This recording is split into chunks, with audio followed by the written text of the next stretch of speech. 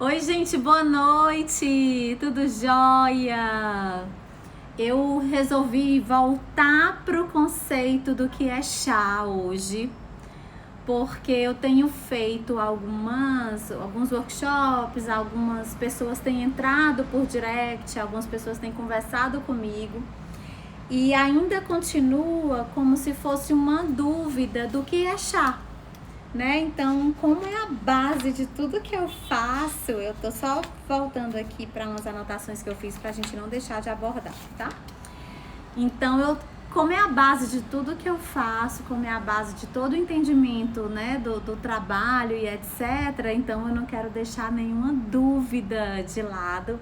Boa noite, Carla! Tudo jóia? Então, vamos começar. Primeiro de tudo, o que é chá, né? Quando eu falo chá, é a infusão das partes da Camellia sinensis. E eu falo das partes da Camellia sinensis porque existia um conceito sobre que o chá era apenas em relação às folhas e os brotos da Camellia sinensis, né? Essa parte aqui que eu tenho essa tatuagem, né? Mas existem chás na África, existem chás no Japão, existem chás na China, que são feitos só dos galinhos da Camellia sinensis também. Então a gente acaba considerando que o chá são as infusões feitas de partes da Camellia sinensis, tá? Muita gente fica assim, poxa, Aline, mas eu tomo chá de boldo, eu tomo chá de hibisco. Gente, conceitualmente falando, essas plantas não fazem chá, elas fazem infusão. É porque aqui no Brasil a gente caiu no erro de usar a palavra chá como se fosse o método. E na verdade é a infusão que é o método. É a mesma coisa de eu dizer que tomei um vinho de caju. Né? O vinho só vem da uva, então o chá só vem da Camellia sinensis. Mesma coisa de eu dizer que tomei uma cajuína de siriguela. Né? A cajuína só vem do caju e assim por diante, tá? Eu acho que ficou claro esse conceito. Então todas essas outras flores, ervas, folhas, frutas desidratadas, tudo isso a gente chama de infusão ou tisana, né? Nos Estados Unidos eles ainda chamam de herbal tea, né? Mas o conceito correto é o conceito francês que chama de tisana, ou tisane, como eles falam lá. Então a Camellia sinensis, que é essa plantinha de onde vem o chá, ela é, digamos assim, ela é a estrela, né, desse mercado. E existem vários motivos por isso, né? Tem toda uma parte histórica, o chá já existe no mundo há mais de 5.000 anos. Existe toda uma parte cultural envolvida, social envolvida, né? Se a gente for entrar na história, que a gente até já comentou aqui algumas vezes. Mas hoje eu peguei a planta em si, pra gente falar da Camellia sinensis em si, né? Então, assim, existem hoje 3 varietais principais, que é Camellia sinensis, que tem origem na China, Camellia sinensis assâmica, que tem origem na Índia e lá no sul da China, e Camellia sinensis cambodiensis, que tem origem lá na África, mas que não é comercializada, assim, pelo menos de forma como a gente vê que a assâmica e a sinensis são, né? São espalhadas pelo mundo inteiro e em todo lugar do mundo a gente tem um desses 2 varietais produzindo vários chás, né? Então esse era o primeiro ponto, a questão dos varietais. Isso muda muita coisa, né? O chá é um elemento gastronômico totalmente natural. Então o terroir que ele tá plantado, as plantas que estão ao redor, os insetos que incidem ali, a temperatura daquele lugar, a altitude daquele lugar, a quantidade de chuvas, né? Tanto o volume como a frequência das chuvas, se tem nuvem, se não tem, se tem névoa, se não tem, se tem geada, se não tem, tudo isso vai influenciar na qualidade do chá que a gente vai colher, na qualidade do chá que a gente vai fazer. Então, talvez essa parte do terroir, assim como no vinho também, seja a grande mágica desse mercado, né? Por quê? Porque se eu pegar um chá branco, embora sendo chá branco, né? O nome é chá branco, a forma de manufaturar resultou no chá branco. Mas se eu pegar um chá branco aqui do Brasil, da cidade de Registro, né, no interior de São Paulo, se eu pegar um chá branco da África, se eu pegar um chá branco da Índia, que tem feito ótimos chás brancos, por sinal, se eu pegar um chá branco da China, são 4 experiências gastronômicas totalmente diferentes, aromas, até o próprio formato das folhas, sabor, aroma, o formato das folhas, tudo é diferente, né? E às vezes até no próprio processo de fabricação, cada mestre de chá vai mudar de acordo com aquilo que ele acredita que vai estimular positivamente a folha para responder dentro dos parâmetros que ele espera, né, daquele chá que ele tá produzindo. Então, talvez esse seja a grande mágica do chá, por ser um elemento gastronômico que vem de uma só planta, mas que digamos assim, que se difere, independente dos 6 tipos, né, que eu até trouxe aqui um de cada dos 6 tipos, mas entre si eles também se diferem muito, né? Eita, eu acho que vai faltar energia aqui em casa. Mas enfim, então tem essa questão dos varietais, tem a planta em si, aí tem 2 pontos também. Ao longo desses anos, 5.000 anos de mercado, além dos varietais que foram desenvolvidos pela própria natureza, o próprio homem, né, começou a estudar a Camellia sinensis e a desenvolver cultivares. E o que são esses cultivares? São plantas modificadas geneticamente para que sejam mais resistentes a insetos ou para que tenha determinado sabor mais relevante ou para que resista mais à questão das chuvas. E assim eles vão fazendo os estudos por 20 anos, para vocês terem noção. E eu até trouxe aqui 2 tipos de cultivares que são bem conhecidos, que é o Ruby 18, que é de Taiwan, que eles fazem oolongs incríveis com esse cultivar. E tem o cultivar Yabukita, que é japonês e que foi um dos primeiros, inclusive, e que eles fazem chás verdes impressionantes lá no Japão também. Então, eles têm esse toque do ser humano para exaltar características esperadas, né? Mas também tem os próprios varietais que a natureza vai tratando de desenvolvendo ao longo dos anos, de acordo com os estímulos de cada região, com temperatura, com tudo, né?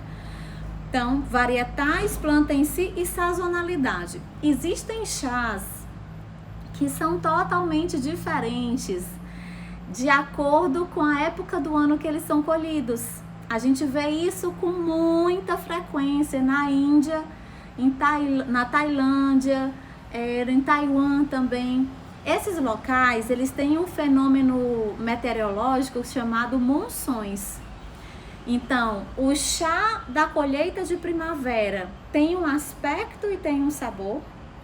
O chá da colheita de outono tem um aspecto e tem um sabor. E o chá da colheita das monções, que é depois do outono, tem um aspecto e um sabor. Inclusive, o das monções, ele tende a ser mais aguado, talvez por essa enxurrada mesmo. É muita água, né, nesse período.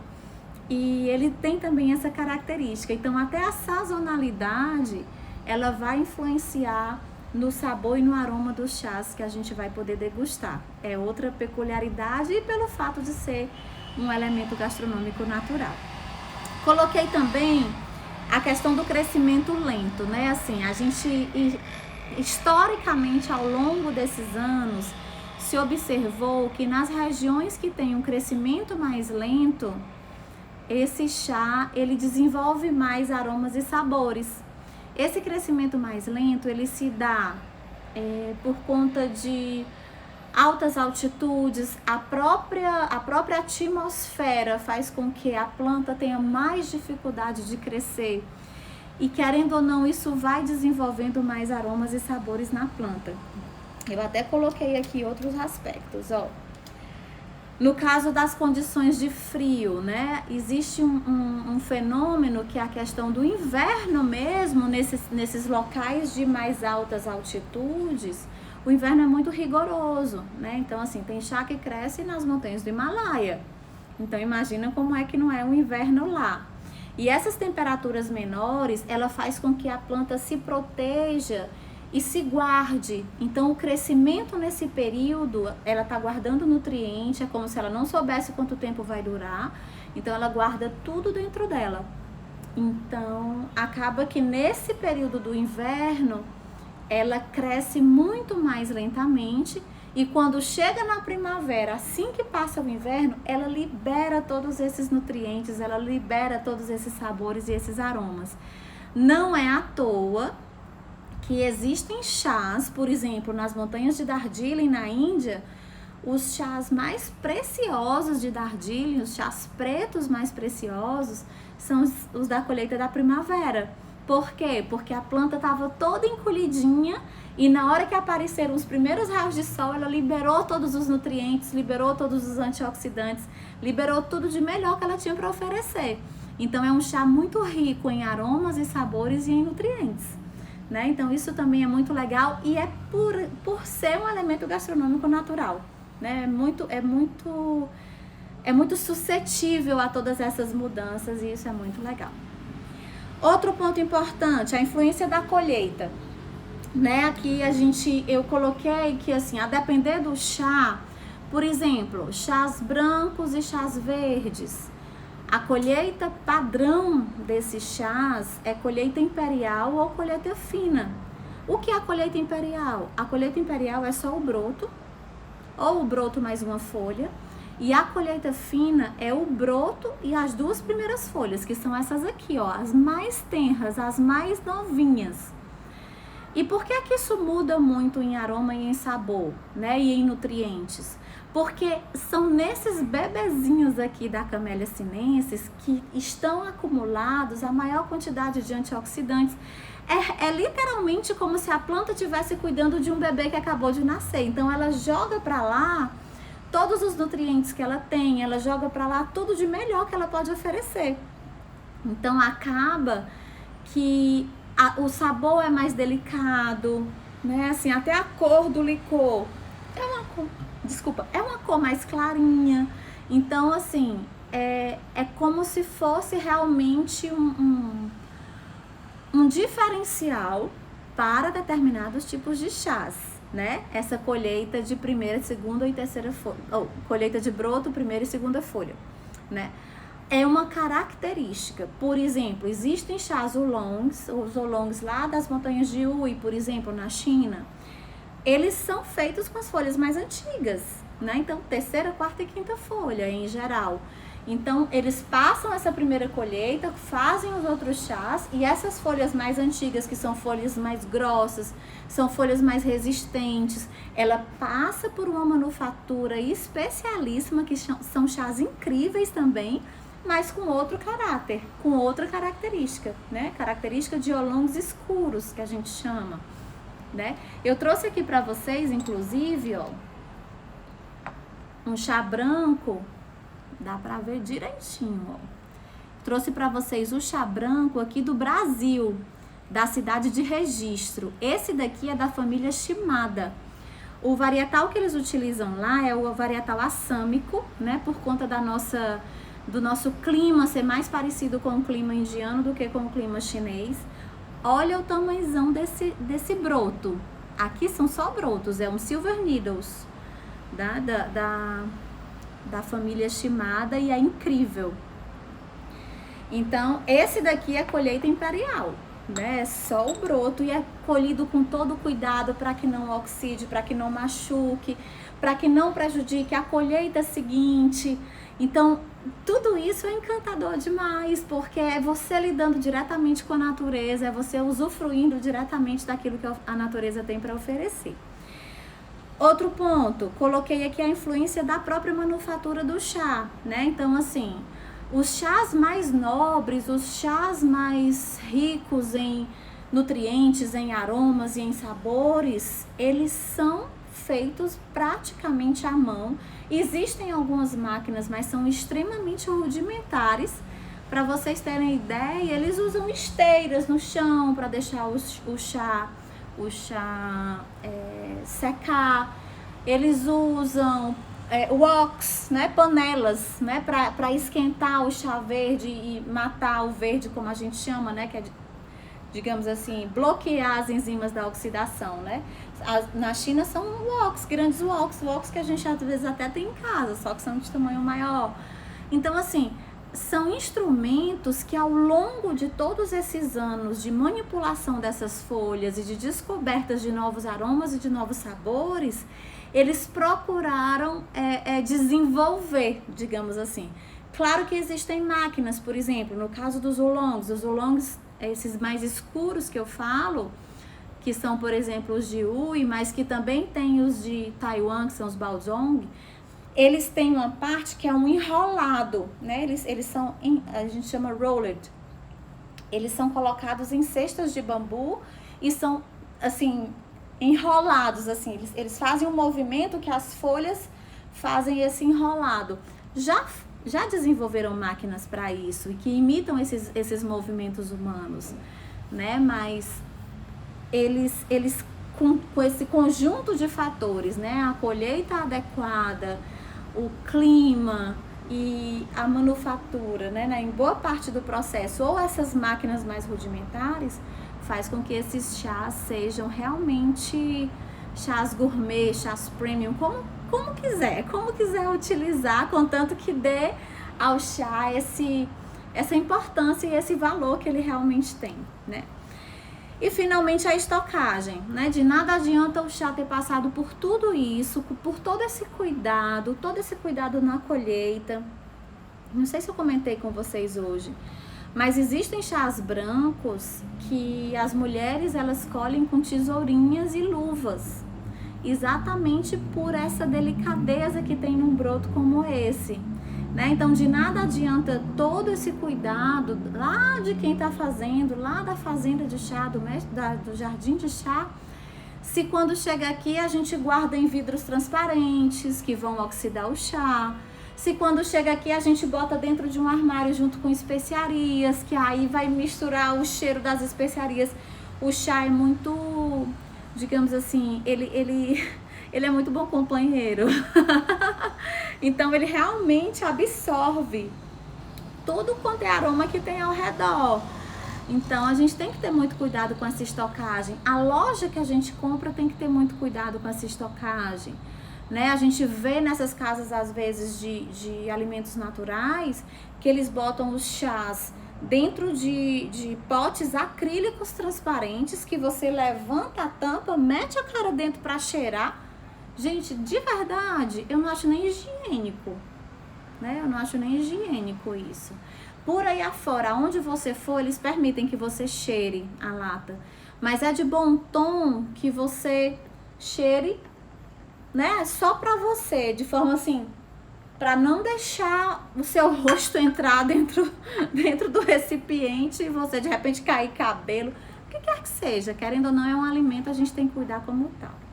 Então, isso é o chá, né? Além de toda a parte histórica, além de toda a parte cultural que a gente não tocou hoje no assunto, mas que já tem vídeos para trás que a gente já abordou. E se quiserem, a gente conversa de novo, porque eu só quero a desculpa. E o que foi que eu trouxe hoje para vocês? Eu trouxe esse branco aqui, Silver Needles, da cidade de Registro. Vocês veem que ele é meio prateado, né? A gente tinha o hábito de dizer que o chá branco não é oxidado. Na verdade, ele é levemente oxidado, é a oxidação natural. Não é uma oxidação provocada pelo ser humano, como acontece com os oolongs e como acontece com os pretos. Mas é uma oxidação natural que se dá pelo processo de secagem, né, de murchamento, que a gente chama, na verdade. A primeira parte da manufatura do chá branco é o murchamento, né? Então, esse daqui é, como eu disse, varietal assâmica, cidade de Registro.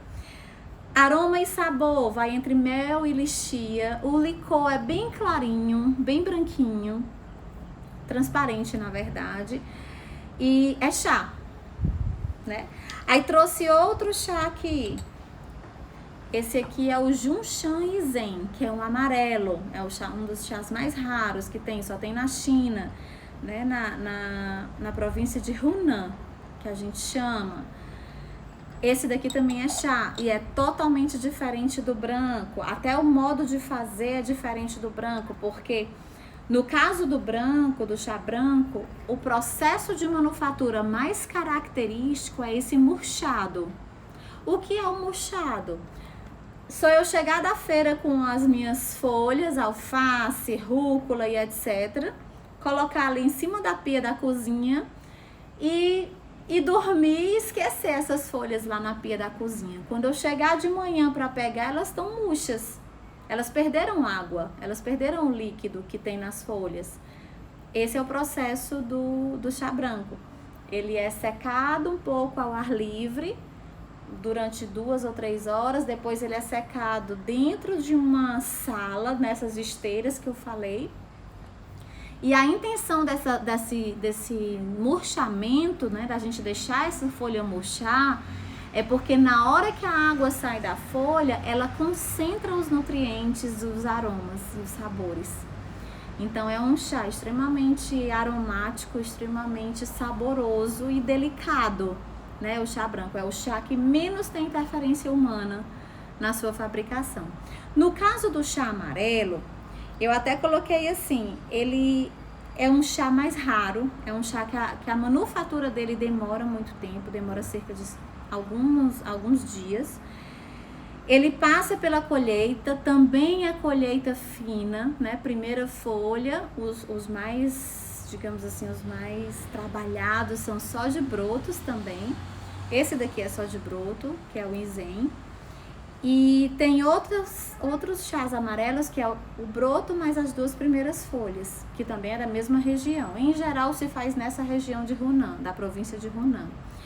E a maior característica dele, ó, é uma questão que a gente chama de wrapping. Eu coloquei até aqui o passo a passo para não esquecer de nenhum detalhe.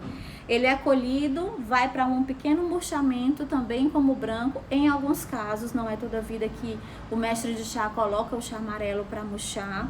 Depois disso, ele vai para um wok rapidamente no wok, só para deixar as folhas aquecidas e úmidas, né? Não é o processo mais demorado como acontece com o chá verde, que é para desativar as enzimas. Não é esse o caso. É só para deixar essas folhas mais maleáveis, úmidas e quentinhas. Por quê? Porque depois da wok, ele é ligeiramente enrolado, que isso já vai desenvolvendo o sabor e o aroma do chá amarelo, e depois ele é embalado. Ele é embalado em tecidos enquanto ele ainda está quente e úmido. Para quê? Para que haja uma oxidação não enzimática. Há algum tempo atrás se chamava de fermentação. A gente chamava o chá amarelo de um chá semi-fermentado. Mas ultimamente, nos últimos estudos, já se descobriu que esse é um termo errado. Não dá tempo de fermentar, né? A verdade é essa, não dá tempo de fermentar. Então é uma oxidação não enzimática. Depois que ele vai para esse enrolado, ele volta para o wok rapidamente também, só para manter essa umidade e essa temperatura. Ele é embalado novamente e depois ele é seco e separado. Pronto.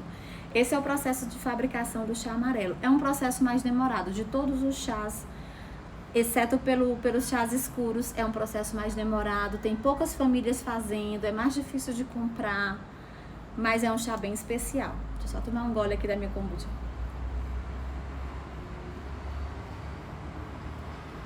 Então, trouxe para vocês também um oolong. Esse aqui é o tiguanin, tiguanin, a depender da forma de falar de cada província. Esse daqui é da província de Fujian, na China. Ele é um chá oolong, que os oolongs, a característica do tipo de chá oolong é um chá semi-oxidado, ou seja, O verde não é nada oxidado, o preto é totalmente oxidado e o oolong está literalmente no meio. Entre 20% e 80% de oxidação você vai ter os oolongs. Então, o Tikonin, ele tem 3 grades. Ele pode ser mais pro verde, 20% a 30% de oxidação. Ele pode ser um médio, 40%, 50% de oxidação. E ele pode ser um escuro, né, que é 50%, 60% de oxidação. É o grade máximo de oxidação do Tikonin. Esse daqui é feito em Fujian, na China, né? E ele tem um pouco menos de oxidação, ele é um médio, né? Médio para baixa oxidação, tem cerca de 30% de oxidação. E os aromas e características, né, de sabor e de aroma dele vão pelo jasmim, vão pela orquídea, então ele é um chá bem floral. É bem floral e que você consegue reinfusionar várias vezes, porque a folha dele é feita uma bola, é tanto que a gente chama de Bayard ou de Jade Oolong. Então essa folha, à medida que você vai preparando, ela vai abrindo e vai liberando aromas e sabores. Então é bem interessante. Um dos meus tipos preferidos são os oolongs, porque eu acho que é o tipo que engloba uma maior variedade de chá, né? À toa que eu tava fazendo um levantamento ontem aqui. Eu tenho uma coleção particular de chá, só de oolong, eu tenho 26. 26 diferentes, vocês acreditam nisso? Tanto de Taiwan, como da China, de todo canto, do Brasil eu também tenho, enfim. E aí o oolong, o que é que acontece? Você colhe, ele seca um pouquinho, né, nesse ambiente fechado, que é para ir desenvolvendo aromas e sabores. Depois disso, ele passa por um enrolado, né? O enrolado no oolong também é para desenvolver sabores, mas é para, digamos assim, criar ranhuras nas folhas, de forma que elas comecem a oxidar. Lembra que ele é meio oxidado? Então, a gente acaba provocando essa oxidação nas folhas, deixa elas lá um pouquinho quietas, né? Esperando que elas cheguem no nível de oxidação que a gente quer. Na hora que o mestre de chá identificar, tanto pela cor que elas estão e etc., como pelo aroma que as folhas soltam, ele vai identificar a quantidade de oxidação que aquele chá alcançou. A partir dali, ele já vai passar pela wok, em geral são woks, no caso da China, que esse aqui é chinês, e depois ele vai enrolar, né? Enrolar para dar esse formato de bolas. Esse formato de bola do Tikonin, ele é feito com tipo uns tecidos mesmo. Ele é colocado dentro de um tecido, esse tecido é enrolado e é amassado. É como se fosse uma trouxa de roupa. Ele faz uma trouxa de roupa bem amassada, e vai numa máquina que bota um peso assim nessa trouxa de roupa e vai enrolando e botando esse peso. Resultado, quando tira, ele formou essas meio que bolinhas. Não chegam a ser bolinhas perfeitas, mas ele é bem enroladinho, como bolinhas. E aí depois disso ele já vai para secagem, já vai para separação e já tá pronto para venda. Então também é chá. Vocês viram que eu falei até agora de 3 tipos, do branco, do amarelo e do oolong.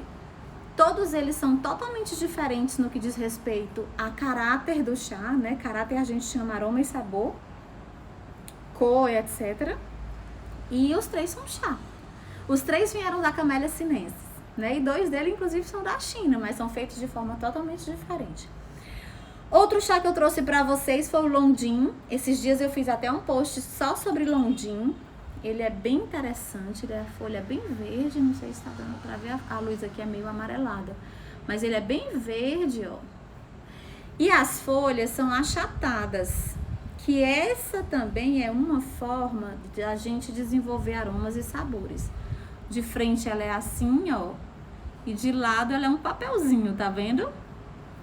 Isso aqui é porque na forma de fazer o Longding é na província de Zhejiang, na China.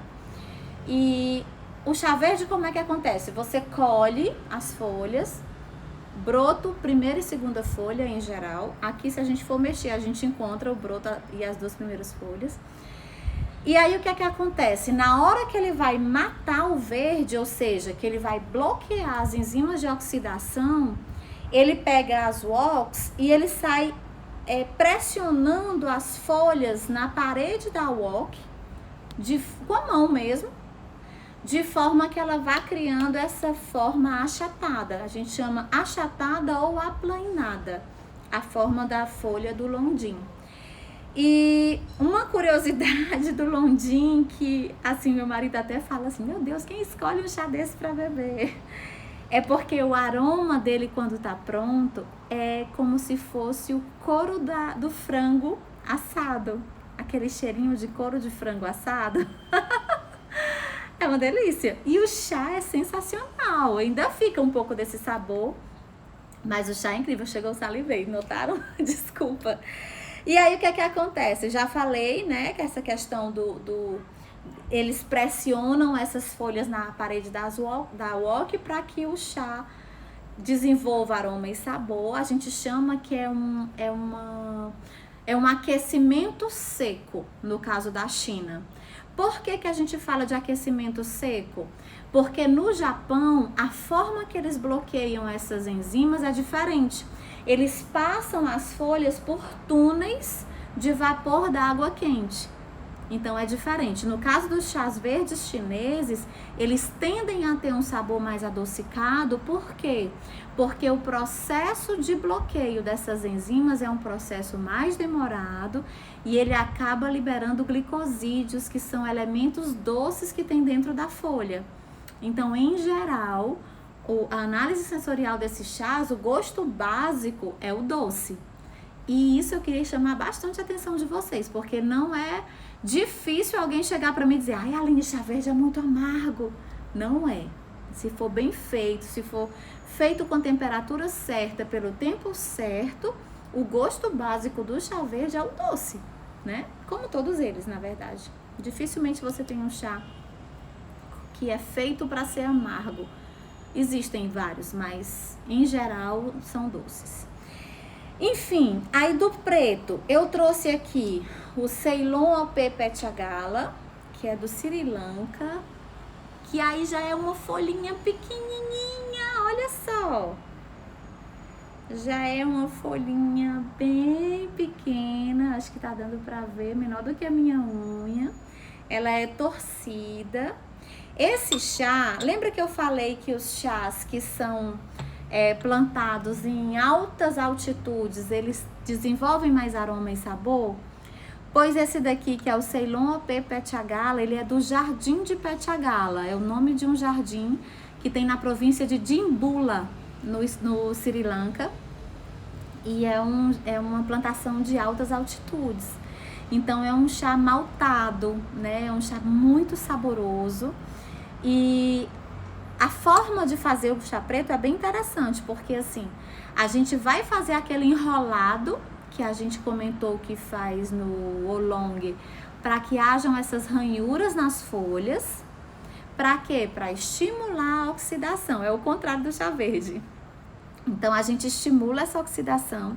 A gente deixa as folhas lá quietas um tempo, às vezes 2 dias, 3 dias, para que haja essa oxidação completa, né? O chá preto, ele é totalmente oxidado. E aí, depois que acaba essa fase de 100% oxidação, é que a gente vai para secagem e para separação. Eu não sei se vocês perceberam, todos os chás, no final, eles passam por uma secagem e por uma separação. Por quê? A secagem é porque, assim, se nas folhas de chá tiver mais de 3% de acúmulo de líquido, a chance desse chá criar fungo, criar mofo, é enorme, né? Então, eles precisam ter só 3% de água, né, de líquido dentro dessas folhas. E a separação é por quê? Porque as folhas, embora a gente colha com a mão, tem folhas menores e tem folhas maiores, Quando a gente prepara esse chá, ele vai ficar com folhas menores, folhas maiores, às vezes folhas quebradas, porque esse processo de secagem, ele realmente deixa essa folha mais quebradiça, né? Ela tá totalmente desidratada. Então acaba que se a gente não peneirar, digamos assim, e separar por grades, o que é que vai acontecer? Na hora que eu comprar um pacote de chá, as folhas maiores vão estar em cima, as médias vão estar no meio e as quebradinhas vão estar embaixo. Não vai ter o mesmo aroma e o mesmo sabor naquele pacote de chá inteiro. Então é realmente para encontrar um padrão. E é um dos pontos que eu acho muito importante a gente comprar chá de boa qualidade, né? Chá de lojas especializadas em chá. Não apenas especializadas em comidas naturais, mas especializadas em chá. Por quê? Porque todo esse cuidado é tido na hora que a gente está comprando o chá, na hora que a gente vai vender o chá, né? Então é interessante esse aspecto. E por último, eu trouxe um chá que é DOC, denominação de origem controlada, que você vê muito em vinho, que você vê muito em azeite, que você vê muito em queijos. No chá nós também temos. No chá preto a gente tem o Darjeeling, que é DOC.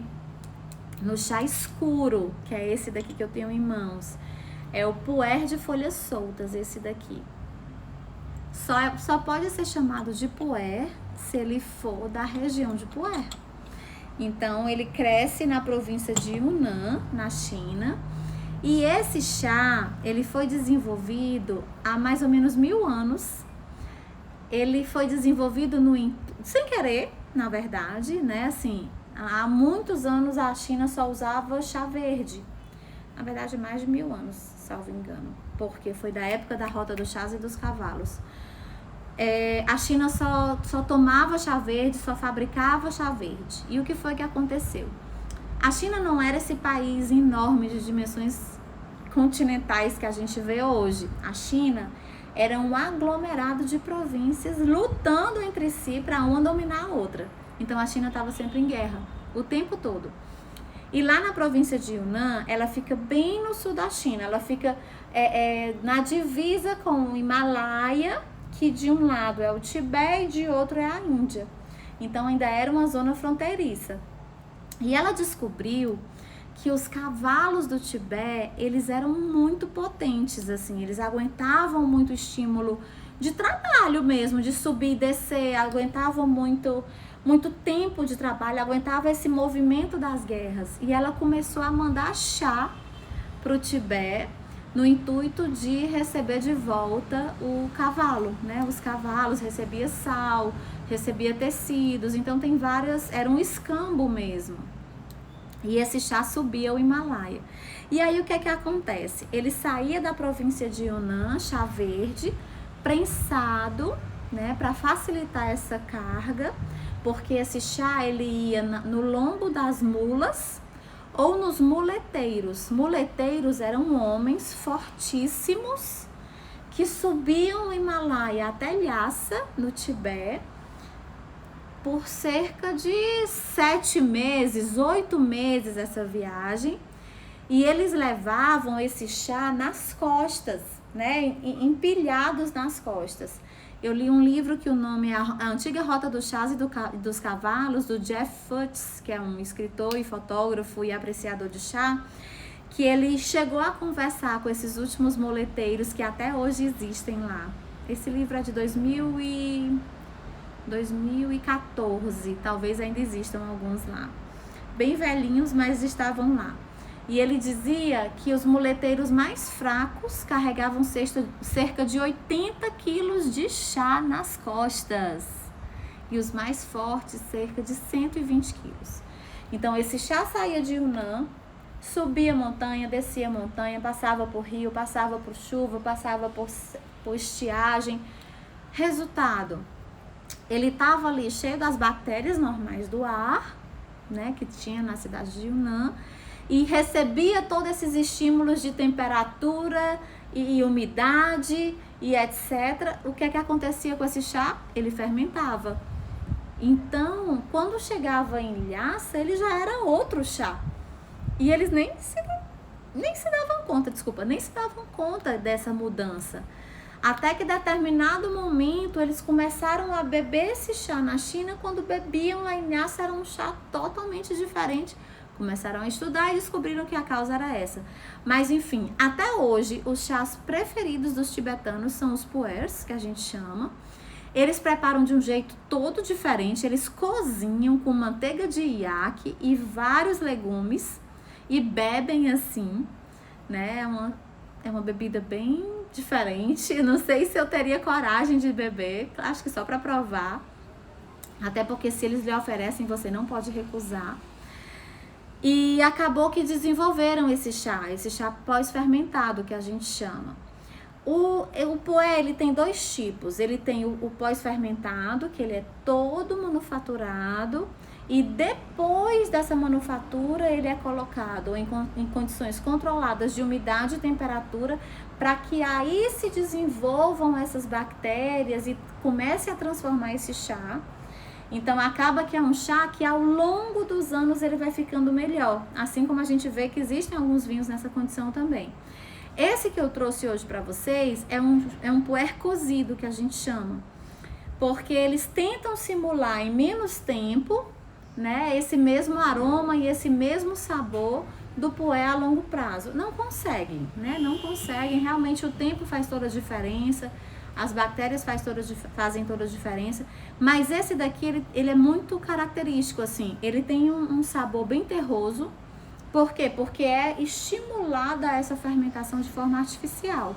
Em que sentido? Essas folhas são preparadas, é preparado um chá verde meio que grosseiro, não finalizado, chamado mao cha, e essas folhas são molhadas. Eles meio que jogam água nessas folhas e abafam e guardam, né? E depois tiram, revolvem as folhas, molham de novo, abafam e guardam. E assim fazem repetidamente até chegar no aroma e no sabor que eles querem, né? Então a gente chama esse de pu'er cozido, que a gente acaba tendo mais acesso. Esses outros mais antigos, eles começam a ter um valor com 6, 10, 15 anos. Tem pu'ers que têm 20, 30 anos. São discos também, como eram feitos naquela época que foram para o Tibete. Então, assim, hoje o material que eu tinha para conversar com vocês era esse. E, na verdade, a minha intenção era tentar mostrar para vocês um pouco desse encantamento que é o chá. Em que sentido? De uma mesma planta saem infinitos aromas e sabores, né? Mesmo se a gente pegar cada um dos tipos, né? Do chá branco, existem 4, 5, 10 tipos diferentes, a depender do jardim de chá que faz. Do mesmo jeito, o chá amarelo tem menos porque é um chá mais raro, mas os oolongs tem uma infinidade de oolongs, uma infinidade de chá verde. Cada lugar, cada terroir, cada mestre de chá, cada altitude, né? Cada solo mais ácido, mais drenado, né? Assim, a planta do chá, ela gosta dessa coisa de muita água, mas que seja drenado. Então, assim, cada região vai dar um aroma e um sabor diferente para as mesmas folhas. Isso é encantador, né? Então, toda vida que a gente falar sobre chá, e eu espero que vocês façam o mesmo, quando se falar sobre chá, a gente está falando de Camellia sinensis. Quando se falar sobre chá, a gente está falando de chá branco, chá amarelo, chá verde, chá oolong, dark tea e chá preto. Pensar nisso. Se for outro, não, é hibisco, é boldo, é camomila, são infusões. Então hoje eu estava meio que tentando trazer para vocês o porquê que a gente chama o chá e é essa coisa tão específica. É a mesma coisa de você chegar num restaurante elegante e pedir um vinho de tamarindo. Não vai ter, porque não existe, né? Então, vamos pensar no chá com esse mesmo propósito. Eu agradeço a presença de vocês, a Liz, a Tamires. Gente, muita gente aqui conhecida. Ângela, Bia, Elisa, Tiffany. Gente, é assim. Agradeço demais. Se vocês ficaram com alguma dúvida e quiserem colocar alguma pergunta, a gente ainda tem alguns minutos para encerrar. O que mais que eu posso falar sobre eles? Eu acho que já acabou aqui as anotações que eu tinha feito, mas eu me coloco à disposição de vocês, caso lembrem depois, né? Eu acabo que fico à disposição, entra no direct, a gente conversa. A Lizzy perguntou para mim um pouquinho esses dias sobre essa questão dos benefícios do chá, né? Então, assim, é um elemento totalmente natural, gastronômico totalmente natural. O chá, todos eles, qualquer tipo, eles são acalóricos, ou seja, você pode acrescentar na sua dieta aroma e sabor, né, sem acrescentar calorias. E ainda tem outro ponto. Além de você não acrescentar calorias, você acrescenta diversidade, porque o chá hidrata tanto quanto a água. Uma xícara de chá tem 99% de água e 1% do que tiver o chá para oferecer.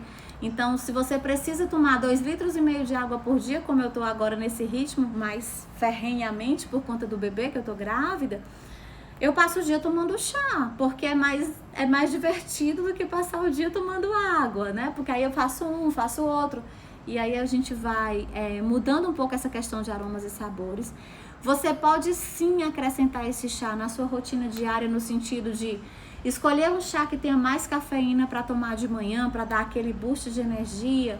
Ao longo do dia você vai tomando outros sabores de chá e à noite você toma de repente um oolong, que os oolongs, por eles passarem por um processo, a gente chama baked, né? Eles passam meio como um processo de assado nas folhas, seria mais ou menos essa a tradução.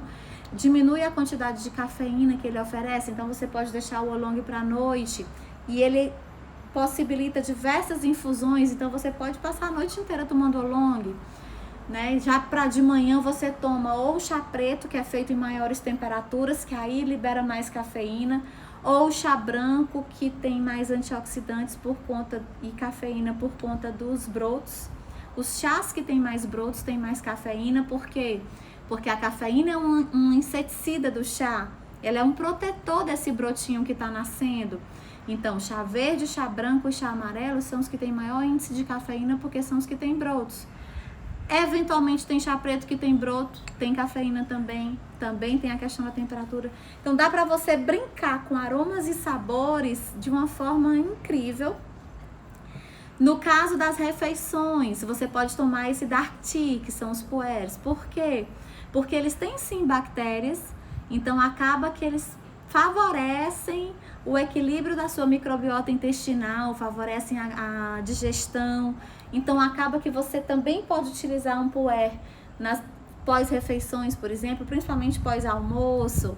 Gente, é um mundo sem fim, basta querer. Né? Agora sim, uma observação importante. Se você tem dificuldade para dormir com cafeína, então tem que tomar o chá só até a hora do almoço. Por quê? Porque a cafeína que tem no café é a mesma que tem no chá, só que no chá a gente chama teína. E ela interage com outros componentes que tem no chá, que são os polifenóis. Então, essa interação da cafeína do chá, que é a teína, com as catequinas, que são esses polifenóis, as catequinas fazem com que essa cafeína seja liberada lentamente ao longo de várias horas. Cerca de 6 a 8 horas, a depender do organismo. No meu caso, por exemplo, eu posso tomar chá, posso tomar café, posso tomar até cápsula de cafeína antes de dormir, nada tira meu sono. Mas tem gente que não é assim, então é interessante observar isso também. Tá? Então, eu agradeço demais a presença de vocês, agradeço o tempo de vocês. E querendo se divertir comigo, toda terça-feira eu tenho essa live que a gente escolhe os assuntos. Se quiserem já sugerir algum assunto para a próxima live, escreve aí embaixo que daqui a pouco eu vejo. E a gente já prepara o nosso próximo assunto. É como eu disse, é o assunto que eu mais amo falar, então eu só quero a desculpa mesmo, não tem problema repetir assunto, sempre vai ter coisa nova. São 5.000 anos de história, são 5.000 anos de estudo pra gente discutir só em 1 horinha por semana, então vai ter pano pra manga aí pra gente falar à vontade. tá bom? Ótima noite para todo mundo, se cuidem. O chá aumenta a imunidade, né? Então bebam mais chá, se mantenham hidratados. Tudo isso são medidas de segurança para evitar qualquer episódio de gripe, inclusive essa questão do coronavírus. É uma forma de você se fortalecer contra esse vírus que a gente ainda não conhece muito bem, tá? Ótima noite para todo mundo, muito obrigada e até mais. Tchau, tchau.